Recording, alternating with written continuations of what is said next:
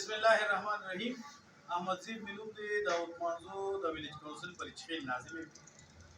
دا څو ورځو نه دلته په دې اوتمانزو کې چې کومه زمونږ د رضوان شهید ګورنمنټ هایر سیکنډري سکول باره کې چې کومه خبره اتره کېږي، نو د دې باره کې اوس په 400 نیوزو په یو واتساپ ګروپ کې یو میسج راغی چې په هغې کې لیکلي دي چېرې دا دمکي میلاو شوې ده او په دې په وجه استادان د سکول کې چې کوم دی نو ماشومان غیر حاضر دي او نه راځي.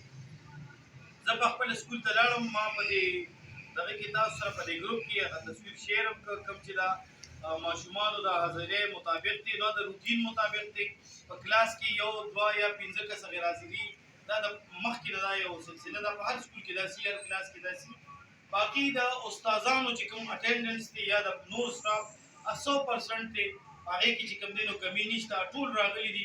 هېڅ داسې افواګانې مهرباني وکړئ مه خوروئ، ځکه چې دا زموږ د ماشومانو د مستقبل خبره ده، دا د دې د راروان وخت خبره ده او د دې یېرې د لاسه به دا مور پلار چې کوم دی نو هغه خپل بچي سکول ته نه راپرېږدي. نو ټولو اوتمانزوالو ته دا خواست کوم مهرباني وکړئ، داسې افوا مه خوروئ او چې داسې څه حالات موږ ته جوړېږي اول زه او بیا نور تاسو ټول موږ به روزو او موږ به د خپلو بچو په خپله حفاظت کوو. د دې د څوکۍ به موږ ذمهواري کوو او د دوی د سکول په وخت کې موږ به ولاړ یو چې څه قسمه په موږ باندې ذمهواري راځي هغه به کوو. نو مهرباني وکړئ دا افواګانې مه خوروئ، ډېره مهرباني.